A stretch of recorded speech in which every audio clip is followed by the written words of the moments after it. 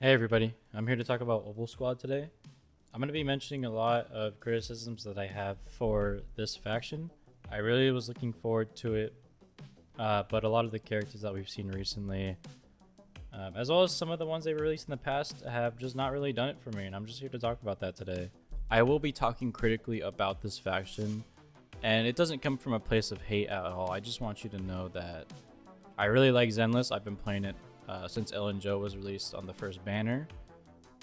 I really like this game, and I was really looking forward to the other members of Obol Squad, but they just they didn't really come out how I thought they would be. So I'm just here to talk about it. Again, this does not come from a place of hate or anything. I just want future characters to be better. So yeah. So firstly, I'm gonna talk about Obol Squad as a whole, specifically characters that are already released. So Ambi and Trigger. I think Ambi was really cool. I liked her design. It was a little simplistic, but I still liked the new look on her. The only problems with Ambi that I see, or that I had when she was releasing, is that I already have Ambi. Now, she might be A rank and she doesn't do damage, she's just a stun. But I already have her. I don't really need another one. That was just my thought process. I understand if you're a huge diehard Ambi fan, that is definitely a character that you would want.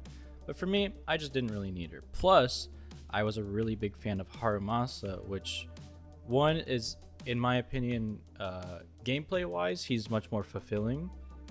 And he is also an electric DPS that stacks his marks on people to do like a big dash attack.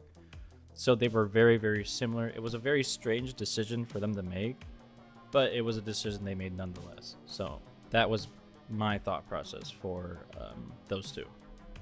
Now Trigger, on the other hand, I think Trigger is probably my favorite design that we've seen of Obol Squad. She's just so funny. There's so many little quirks about her that I think are really cool. The fact that she like has these little, I don't know if they're like hover boots or skates or whatever. I don't actually own her, but she has like little shoe skates or hover boots or something where she can like glide around. That's so cool. I really like that idea of a sniper that has like basically Heelys. She basically has Heelys on so she can get around the battlefield. I think that's really funny and really cool. As well as the fact that she has triggers everywhere on her body. That is such a fun and unique design. Now I know she's got the classic like jiggle that we're very used to in Zenless. I think it's fine. I think it's funny. It's still cool. You know, they still got to put out the bait for the whales out there to you know, spend money on the character. So I think it's a, you know, fair game. She's a fun character. She's got a cool design, and I think that was a big success for Obol Squad in that one. Now I'm going to be talking about some of the unreleased characters that we've seen images, and I think we've had the drip marketing now. Yeah, we definitely have the drip marketing now. I'll be displaying that on the screen now. First, we're going to talk about Orpheus, or specifically Magus, or Magus. I don't know. I think it's Magus. Magus and Orpheus together. I like her design. It's a little simplistic. There's not much going on with it. She doesn't need too much though. She has a really distinct silhouette with her big horns and stuff. I think she's a dragon. I'm not sure. But she looks cool. I think she looks cool. But I think her character, her being very dainty and shy, it's kind of a miss. Now, I had the preconceived notion that she would be a little bit more a leader, a little bit more assertive, a little bit more stoic, and a little bit more just solid as a character. But as she came out and we saw more of her 3D model, we noticed that she was very reserved and very shy. And Magus is actually the one that is stoic and hard and mean and all those kind of traits that a leader would have, that we typically associate with the leader at least.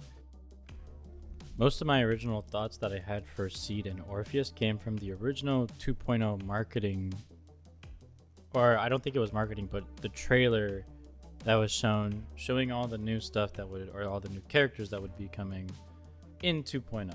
The other character that was included alongside Orpheus was, as we all know now, her name to be Seed. Now with Seed, I think there's much more of a fault of Hoyo's, or there's much more of a fault to be had on Hoyo's shoulders, due to the fact that Seed was, I wouldn't say clearly marketed, but there was a high kind of expectation that I developed when seeing Seed that we'd get a big mech. You know, we were gonna get a big mech character. I thought it would be a dude at first. I personally, I don't really. It doesn't matter either way. It's gonna be a dude or a girl, whatever. It's it doesn't bother me either way. But it does bother me that the mech isn't really a mech character. It's a mech character that's on strings that sometimes Seed will call in to punch somebody, and then it leaves the battlefield. You know, it's kind of underwhelming in my opinion. I wanted a big mech character really, really badly.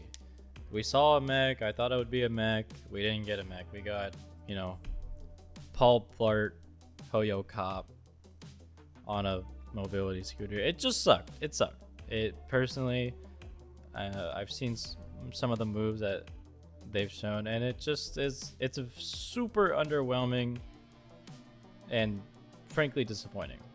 I don't know what her character is going to be like at all. I as soon as I saw how the mech worked in the gameplay, it was like, oh, they messed this one up, and it's not going to be for me.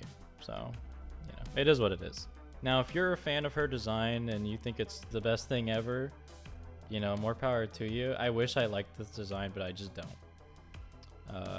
And this is kind of just my point of view of why I don't like it. I think I just wanted a big mech. You know, I'm gonna keep saying it. You know, I wanted to play Titanfall and Zenless. Maybe I'm asking for too much. Maybe I'm just a Titanfall 3 hopium huffer. But, you know, I just wanted it. You know, what can I say? I thought I would get it, and I didn't get it. And that's all right, you know. There's going to be new characters coming out in the future that I'm going to be pulling for. You know, I'm not going to stop playing the game because of one faction. I think there's a lot of cool factions in the game. One day I'll talk about my favorite faction, which I'm sure is probably a lot of your guys' favorite faction too.